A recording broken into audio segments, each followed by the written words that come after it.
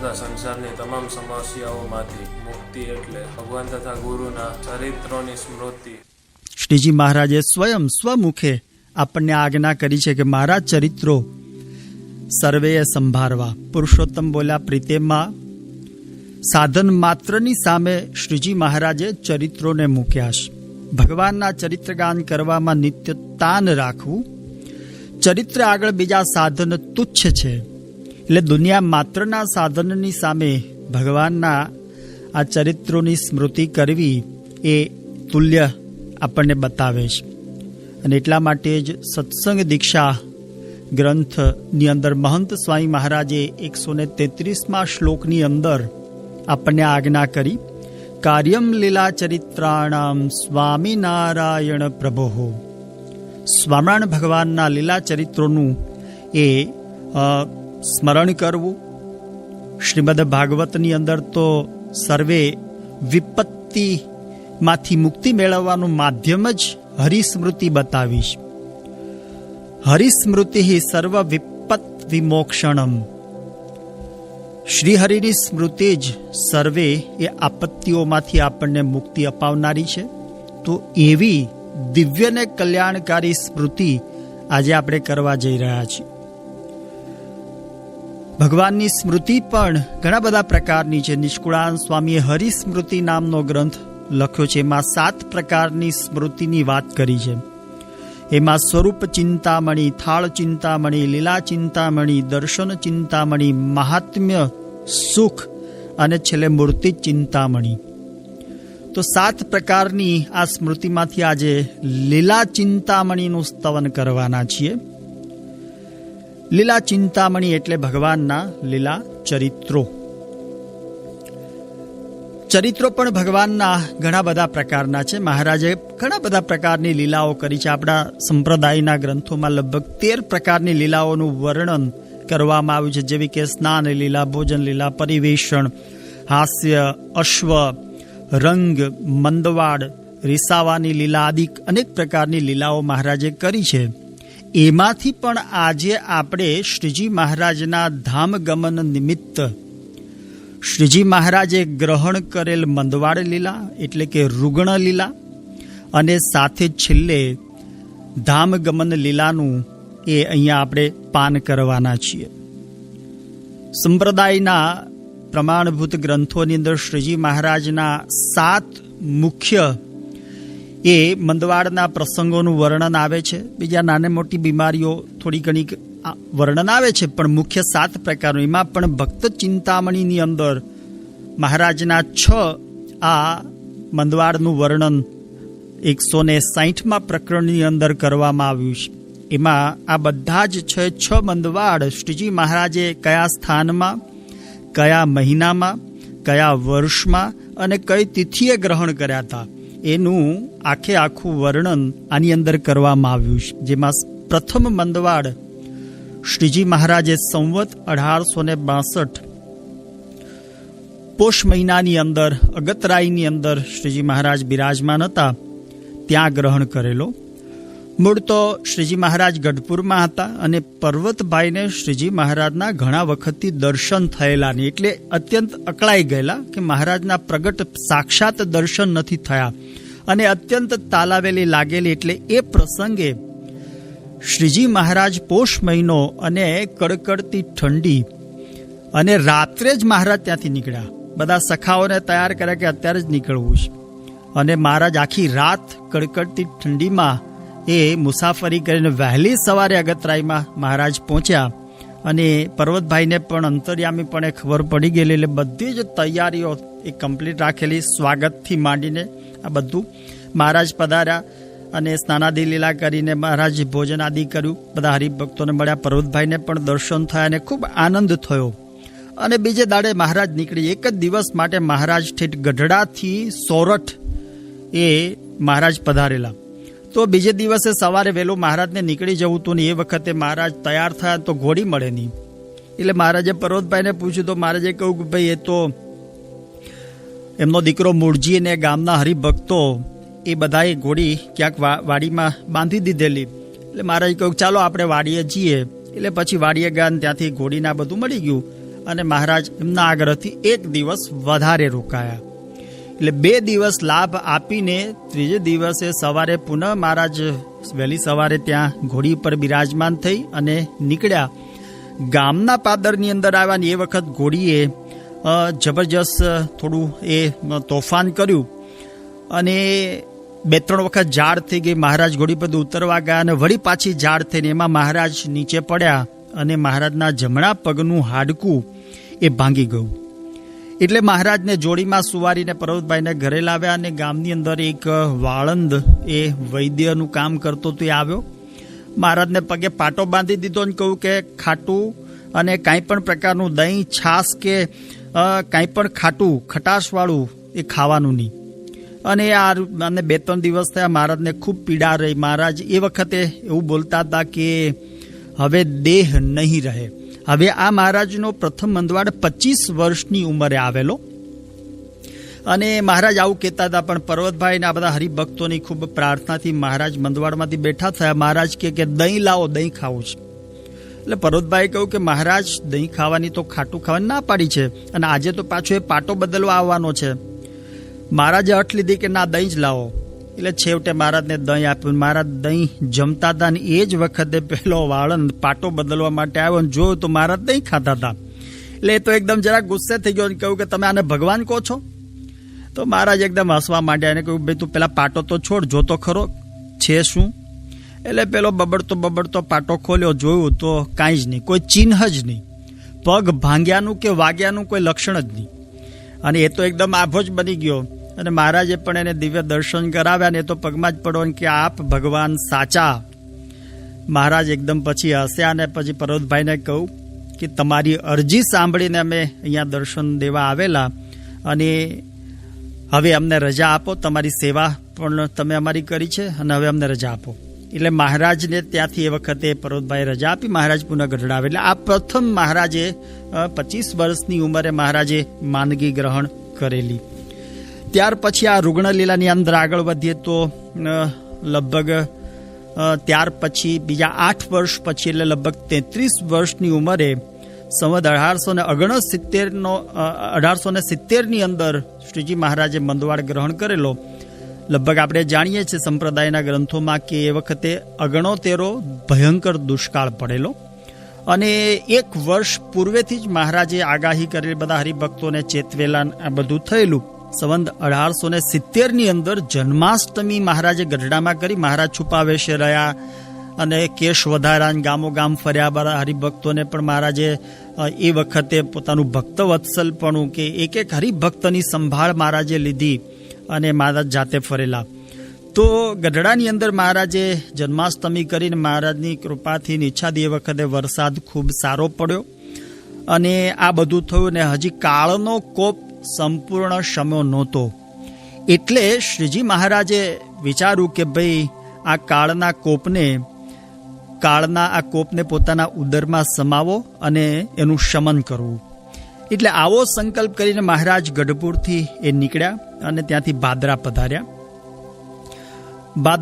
થોડા દિવસ રોકાયા. ત્યાંથી માણાવદર પધાર્યા. માણાવદરની અંદર પધાર્યા. મહારાજે મયારામ ભટ્ટ પર્વતભાઈને કહ્યું કે ભાઈ અમારે બીમાર પડવું છે. અદ્ભુતાન સ્વામીની વાતો એની અંદર આ વર્ણન આવે છે. મહારાજ જ્યાં જાય ત્યાં પૂછતા કે ભાઈ અમારે માંદા થવું છે તો તમે વ્યવસ્થા કરી આપશો? તો પર્વતભાઈ કે મહારાજ માંદા શું કામ થવાનું? ખાઈ પીને બધાને હરિભક્તોને બ્રહ્માનંદ કરાવો, આનંદ કરાવો, કથા વાર્તા કરો અને હરિભક્તોને આ રીતે લાભ આપો, સુખ આપો. બીમાર શું કામ પડવાનું? એટલે મહારાજ 2 દાડા રહ્યા. ત્યાંથી વળી પછી મહારાજ માણાવદરથી નીકળીને ત્યાંથી પછી પંચાળા પધાર્યા. ઝીણાભાઈને વાત કરી કે મારે માંદા થવું છે, માંદા પડવાની વાત કરી. એણે ના પાડી.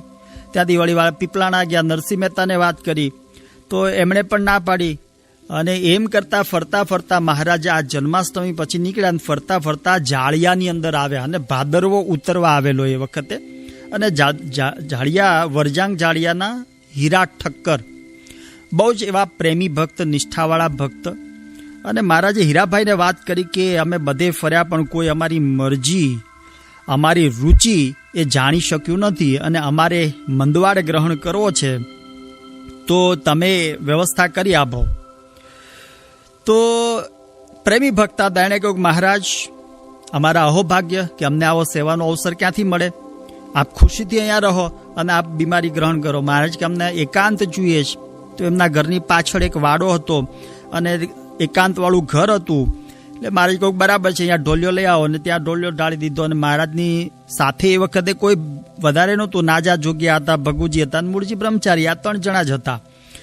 અને જાળિયાનું મંડળમાં હીરાભાઈ ઠક્કર, નગો બાબરીઓ ને આ બધા હરિભક્તો હતા.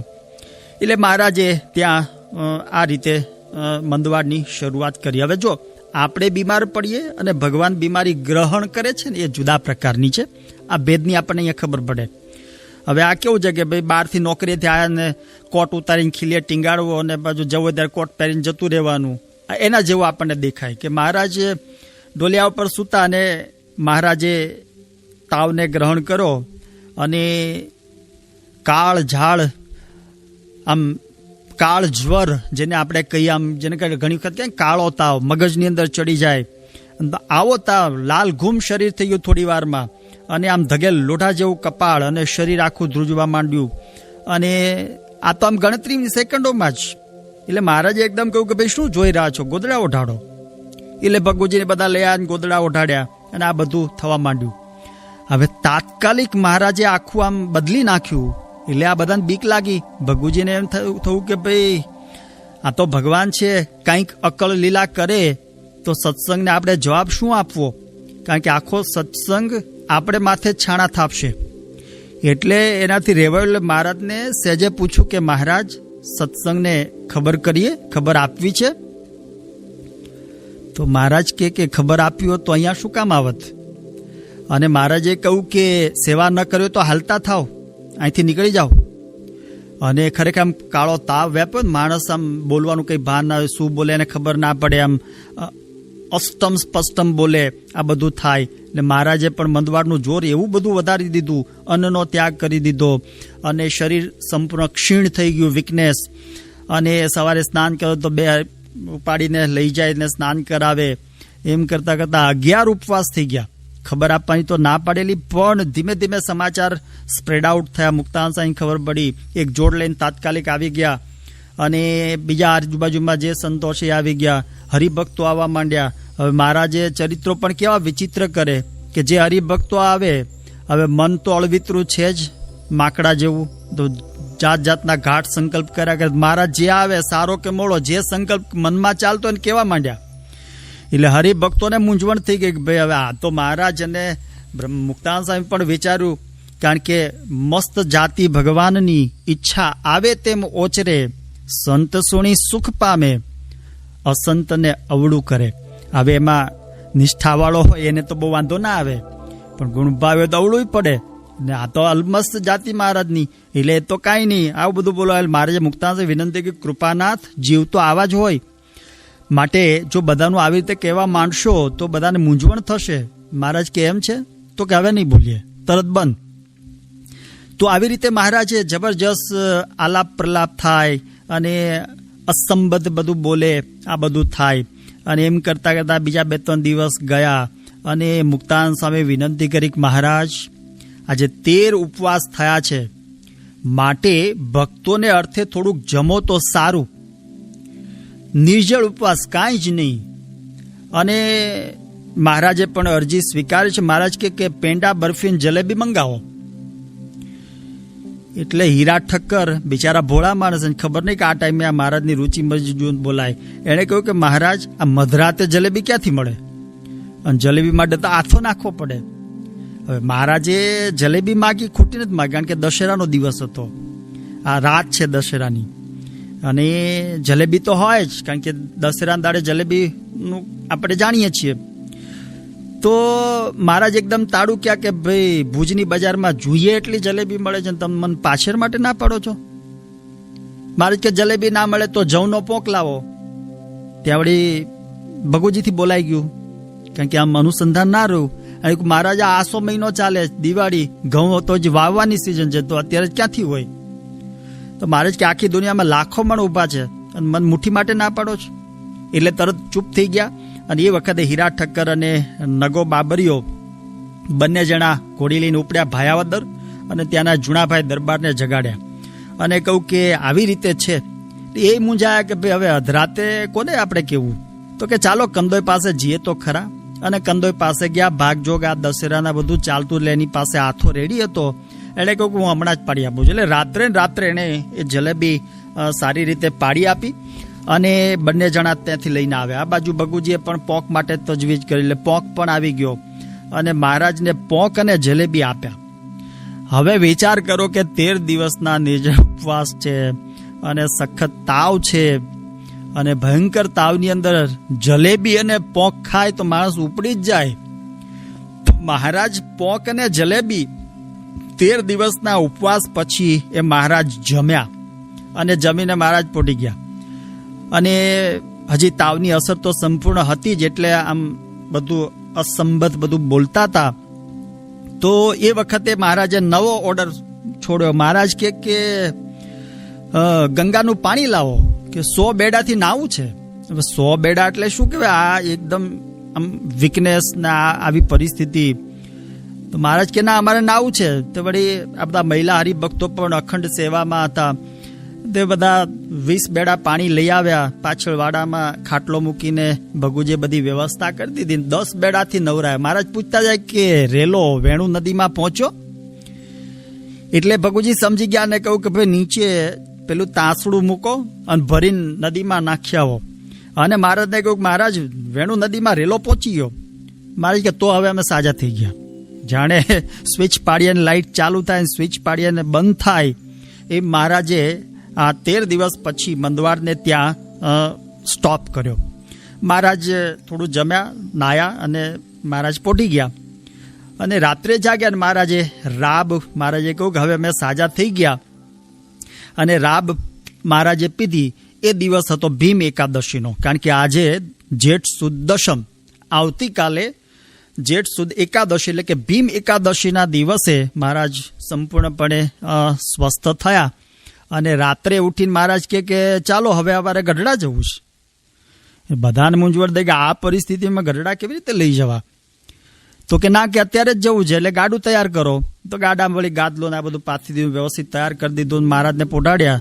મહારાજ કે આ ગાડું ટૂંકું પડે છે, પગ બહાર નીકળે, લાંબુ કરો. હવે ગાડું કઈ લાંબુ થાય? પણ હવે મહારાજની અનુમતિ સમજીને 2 હરિભક્તોએ ગાડાને ખેંચ્યું. તો કે હા, હવે બરાબર છે. વળી ગાડાને થોડું આગળ ચાલ્યું અને ગાડાના પેલા કડા એ ખખડ્યા. મહારાજ કે ઊભું રાખો. એ કે આમાં કંઈક દગો લાગે છે એમ કે ઉતરવા માંડ્યા. તો વળી પાછા પકડી રાખ્યા. મહારાજ કે શું જોઈ રહ્યા છો? કે ડોળી મંગાવો. તો વળી ડોળી મંગાવી. તો ડોળીમાં મહારાજે બેસાડે આગળ ચાલ્યા. અને વળી થોડું ચાલ્યા હશે, મહારાજે એવો વજન મૂકી દીધો ને તો ઉપાડનારા બિચારા થાકી ગયા. તે મહારાજને નીચે ઉતાર્યા. તો મહારાજ પૂછે કે કેમ નીચે ઉતાર્યા? ડોળી કેમ નીચે ઉતારી? તો મહારાજ કે જરા થાક લાગ્યો છે, વજન હોય થાક લાગ્યો છે ને તો થાક ખાવા માટે. મહારાજ કે 13 દાડા કંઈ ખાધું નથી તો વજન શું હોય? તે વળી ઉપાડીને મહારાજને ચાલવા માંડ્યા. અને એમ કરતા કરતા ઉપલેટા આવ્યા. ઉપલેટામાં ત્યાં આંબલીઓની ઘટા છે, ત્યાં મહારાજ રોકાયા. મહારાજ કે ગઢડાથી ગાડું મંગાવો. હવે ગઢડાથી ગાડું એ 60 ગાવ એટલે 180 કિલોમીટર થાય. અને રાતોરાત ગાડું કેવી રીતે આવે? પણ ભગુજીએ વેરાભાઈને મોકલ્યા. એક ઘોડી લઈને તાત્કાલિક જાઓ અને દાદા ખાચરના બળદ એક દિવસમાં 40 ગાવ ચાલે એવા સારા છે, એટલે સિગ્રામ લઈને તમે આવો. અને બીજે દાડે સિગ્રામ લઈને આવ્યા. મહારાજ એ રીતે આવી દિવ્ય લીલાઓ, મનુષ્ય લીલા અને દિવ્ય લીલા, કારણ કે મહારાજના દરેક ચરિત્રની અંદર આપણને આ બધું દર્શન થાય છે. અને એ જ આપણને દેખાડે છે કે આ આપણાથી જુદા છે, કેવળ મનુષ્ય જ નથી, કારણ કે એનું દિવ્ય ચરિત્ર પણ છે, મનુષ્ય ચરિત્ર પણ છે. એમાં અનંતને મોહ પણ પમાડતા હોય ભગવાન, અને અનંતને એ મહારાજ દિવ્ય લીલાને સ્મૃતિઓ પણ આપતા હોય. તો મહારાજ આ રીતે મહારાજે આ બીજો મંદવાડ પણ, આ ભયંકર મંદવાડ મહારાજે ગ્રહણ કરેલો. અને કાળના કોપને મહારાજે આ રીતે પોતે સ્વયં ધારણ કરી અને આ ઉતારેલો. ત્યાર પછીનો ત્રીજો મંદવાડ મહારાજ પંચાળાની અંદર હતા, સંવત 1877ની અંદર. અને પોષ મહિનો ચાલતો હતો. અને એ વખતે આપણે જાણીએ છીએ કે લોયાની અંદર શ્રીજી મહારાજ હતા ત્યારે ધર્મકુળ પ્રથમ વખત રામ પ્રતાપભાઈ ઈચ્છારામભાઈ ત્યાં આવેલા. અને મહારાજ ત્યાંથી શાકોત્સવના બધી લીલાઓ કરીને પંચાળા પધારેલું. ત્યાં મહારાજે ફૂલદોલનો ઉત્સવ ને આ બધું બહુ ધામધૂમથી કરેલું. અને રામ પ્રતાપભાઈ છે ત્યાંથી દ્વારકાની યાત્રા કરીને પાછા આવ્યા. અને પછી એને વિચાર થયો કે મારા આખા કુટુંબને અહીંયા લઈ આવું કે જેથી કરીને મહારાજના દર્શન અને આ લાભ મળે. એટલે રામ પ્રતાપભાઈ મહારાજ પાસે રજા માગી અને ત્યાંથી વિદાય થયા. અને બસ ત્યાર પછીના દિવસથી શ્રીજી મહારાજ એકદમ ઉદાસ જણાવા લાગ્યા. આમ પણ જુઓ તો જ્યારથી રામ પ્રતાપભાઈના બંને આવ્યા ત્યારથી મહારાજ કેવળ સભા માટે જ બહાર નીકળતા હતા. પંચાળના ઝીણાભાઈનો દરબાર એની પાછળવાડાની અંદર જ મોટો શમિયાણો મહારાજ માટે મોટો તંબુ નાખેલો અને મહારાજ ત્યાં જ રહેતા હતા. એટલે જેવા એ ગયા ને મહારાજે સંપૂર્ણપણે આ લીલાનો આરંભ કર્યો. મુક્તાનંદ સ્વામીને આ બધા મોટેરા સંતો ચર્ચા કરતા હતા કે મહારાજ અત્યંત તાત્કાલિક બીમારી ગ્રહણ કરી છે, ઉદાસ થયા છે, અને જો પાછો આવો બીમારી ગ્રહણ કરશે તો આ બધું થશે. એટલે વિચાર કરતા હતા. અને એ રીતે ત્યાં મહારાજના આ જ્યાં પોઢેલા હતા ત્યાં એ મહારાજ આ બધા મોટેરા સંતો આવ્યા. મહારાજ એકદમ પોઢેલા. મુક્તાનંદ સ્વામીએ જરા સ્પર્શ કર્યો હાથથી તો ધાણી ફૂટે એવો તાવ. મહારાજની નાડી તપાસી અને આ બધું જોઈને મુક્તાનંદ સ્વામીની આંખમાં આંસુ આવી ગયા. અને આંસુ એક ટીપું એ મહારાજના ગાલ ઉપર પડ્યું. હવે આ ગરમ ગરમ આંસુ મહારાજના ગાલ ઉપર પડ્યું એટલે મહારાજ એકદમ જાગી ગયા. ચમક્યા જો તો સ્વામી એને કહ્યું કે સ્વામી કેમ રડો છો? તો એ વખતે કહ્યું કે આપ ઉદાસીનતા ધારણ કરી છે અને આ બધું જોઈને કોણ ઉદાસ ના થાય? આપનો કાળ જ્વર એ અમારા કાળજાને ભાંગી નાખે છે. માટે આપ પુનઃ સાજા થાવ. અને રડતા રડતા મુક્તાનંદ સ્વામી કહ્યું કે આ પુરુષોત્તમ નારાયણ આ બ્રહ્માંડમાં આ લોકમાં પધાર્યા અને અધર્મનો નાશ કરી એકાંતિક ધર્મનું સ્થાપન કર્યું. અને જગતે ક્યારેય ન જોયા હોય એવા સ્ત્રી ધનના 500 ત્યાગી પરમહંસ બનાવી એક શુદ્ધ આદર્શ સ્થાપી દીધો. અને હવે જો આ પરિસ્થિતિએ પહોંચ્યા પછી આપ ઉદાસ થશો અને આપ ચાલ્યા જશો તો જગત ભૂલી જશે અને કલ્યાણનો માર્ગ બંધ થઈ જશે. એટલે મહારાજે કહ્યું કે તો અમારે શું કરવું? તો મુક્તાનંદ સ્વામી કહ્યું કે ભાઈ આ લોકમાં કોઈ સંન્યાસી કે કોઈ મહાત્મા સામાન્ય આવે એ પણ પોતાની સ્મૃતિમાં પાછળ મઠ કે ઝૂંપડું કે કંઈક બાંધીને જાય છે. અને આપ પૂર્ણ પુરુષોત્તમ નારાયણ પ્રગટ્યા અને જો આપના શુદ્ધ સ્વરૂપની ઉપાસનાની એવી કોઈ સ્મૃતિ એ રાખ્યા વિના જો તમે અહીંથી જશો તો સમગ્ર સત્સંગને બહુ જ મોટી ખોટ પડશે અને વિશ્વને તો ભવિષ્યમાં ખોટ પડશે. તો આ સાંભળીને મહારાજે કહ્યું કે સ્વામી તમે કહ્યું એ સાચું. તમે બધા મોટેરા સંતો ભેગા મળો અને આના ઉપર શું કરી શકાય એનો વિચાર કરો. અને એ વખતે મોટેરા સંતોએ પણ ત્યાં મળીને વિચાર કર્યો. અને 4 દિવસ વિચાર કર્યા પછી મહારાજ પાસે 5મે દિવસે આ બધા સદગુરુ સંતો આવ્યા. મહારાજ જોઈને પ્રસન્ન થઈ ગયો. શું નિર્ણય કર્યો છે? સંપ્રદાયનું બંધારણ સારું થાય એવું કંઈ વિચાર્યું છે? તો એ વખતે મુક્તાનંદ સ્વામીએ બહુ સરસ વાત કરી કે મહારાજ અમે જે નિર્ણય કર્યો છે એ આપને જણાવીએ છીએ. નિર્ણય એટલે કે અમે જે વિચાર્યું છે એમાં 3 વસ્તુનો વિચાર અમે કર્યો છે કે એક તો સંપ્રદાયનું મૂળ આ પૃથ્વીનું પીઠ રહે ત્યાં સુધી જળવાય એ માટે મોટા મોટા શિખરબદ્ધ મંદિરો કરવા. મોટા મોટા શિખરબદ્ધ મંદિરોની શરૂઆત આ પંચાળામાં આ પ્રથમ સંકલ્પથી એના બીજ રોપાયા. બીજો સંકલ્પ એ કર્યો કે એના વહીવટ માટે આચાર્યોની નિયુક્તિ કરવી. ત્રીજો સંકલ્પ વિચાર એ કર્યો છે કે સંપ્રદાયની પુષ્ટિ માટે સત્શાસ્ત્રોનું એ રચના કરવી, એ બનાવવા.